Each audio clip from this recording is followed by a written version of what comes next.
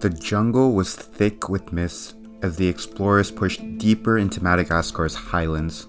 The air clung to their skin, their boots sank into the soft earth. Not a single bird sang from the trees, as if the forest itself was holding its breath. Then, from somewhere ahead came the sound of drums, faint at first, but steady, a low rhythm, beating like the pulse of the earth. The explorers slowed. They could hear voices now, chanting, rising and falling like waves. And then came laughter, strange, unsettling laughter. Didn't sound like mourning, but celebration. The smell of wood smoke drifted through the trees, and mixed with it was something sweeter. Incense, something strong enough to sting the nose. With each step, the sounds grew louder, the air thicker, until they broke through the trees and into a wide clearing. And what they saw made them freeze. The entire village had gathered. Men and women moved in wide circles, arms raised to the sky. Children ran between them throwing flowers. Musicians pounded on drums so loud the earth seemed to tremble. But it wasn't the music that stole the explorers' breath. At the center of the crowd, wrapped in silk, lifted high above the heads of the living, were bodies. Pale, fragile, unmistakably dead. And the villagers weren't burying them, they weren't even mourning them. They were dancing with them. Spinning, singing, carrying their ancestors as though they were alive again. It was a sight so surreal, so powerful, that the explorers could not tell if they had stumbled into a festival or into another world. And what they had witnessed was not a funeral, it was something else entirely. A sacred ritual called Famadihana, where the line between the living and the dead disappears.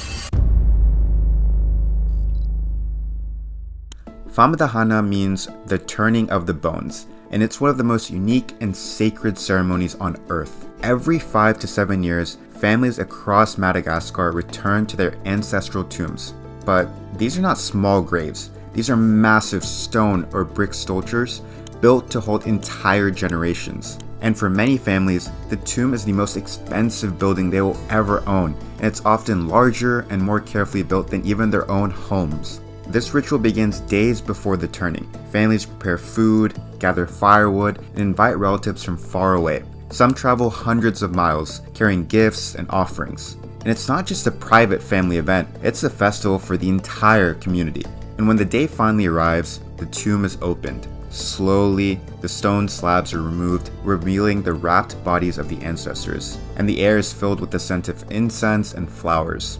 The bodies, still clothed in their old shrouds, are lifted out and placed in the sunlight. One by one, each is carefully unwrapped and given new silk cloth, often bright red, white, or gold.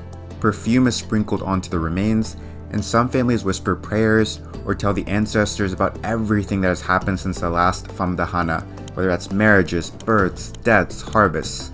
And then the music begins. Drums pound, flutes shriek, voices rise in unison, and the ancestors, wrapped in their fresh shrouds, are lifted high into the air. They're paraded through the village, spun in wide circles, and danced with for hours. Children meet grandparents and great-grandparents that they never knew in life. Elders weep with joy as they hold the bodies of those who once raised them.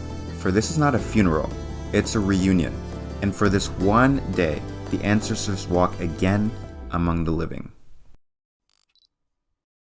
To outsiders, the ritual may look shocking, but to the Malagasy people, it is one of the highest acts of love. At the heart of Famadihana is a belief that death is not an ending, but a passage.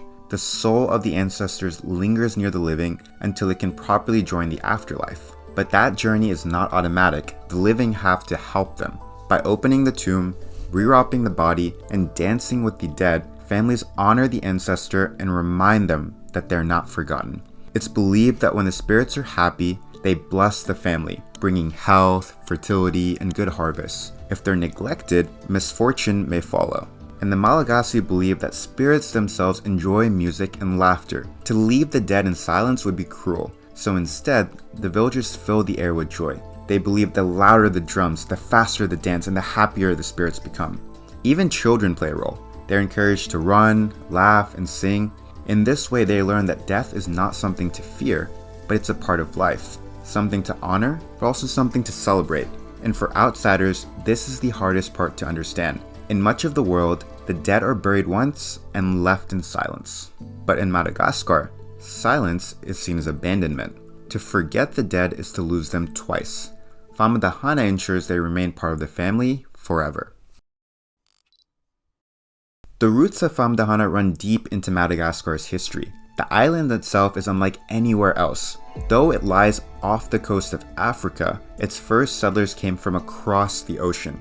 Austronesian people from Southeast Asia arriving by boat nearly 1500 years ago. They brought with them traditions of ancestor worship, rituals to honor the dead, and beliefs about spirits who guided the living. When these traditions blended with African spiritual practices already present on the island, a new culture was born. Famadihana emerged as a uniquely Malagasy way of bridging the living and the dead. By the 17th century, Famadihana was central to the Merina people, who ruled the highlands of Madagascar. Tombs were no longer simple graves. They were built like houses, with walls of stone and roofs of clay.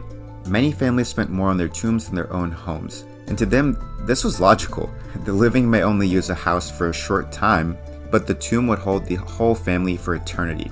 And ancestors were seen as guardians. They could bring blessings or curses.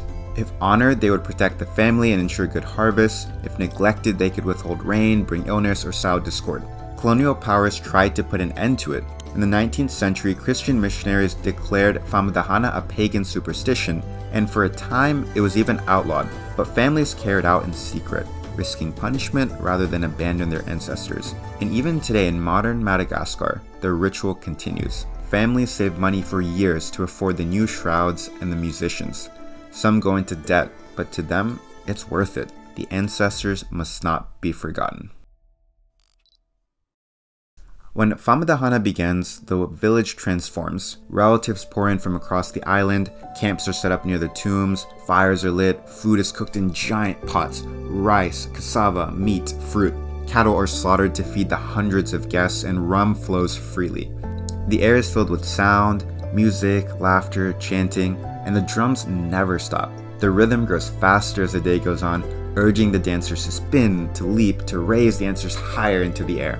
And the ancestors are treated as honored guests. Some families carry them through the fields, showing them the land they left behind. Others parade them into their homes, letting the spirits see the children born since the last Famadihana. And stories are told aloud for everyone to hear. Tales of bravery, of sacrifice, of family history stretching back generations. And children listen wide-eyed, connecting their lives to those who came before them. And as the night falls, the music still does not stop. Torches are lit, shadows of dancers stretch across the ground as ancestors are still lifted high, swaying to the beat. It is a celebration without fear, without mourning, only joy. At last, when the musicians' hands are raw from drumming and the dancers can move no more, the ancestors are returned to their tombs. Carefully rewrapped in their new silk, laid side by side, they're sealed in until the ritual is performed again.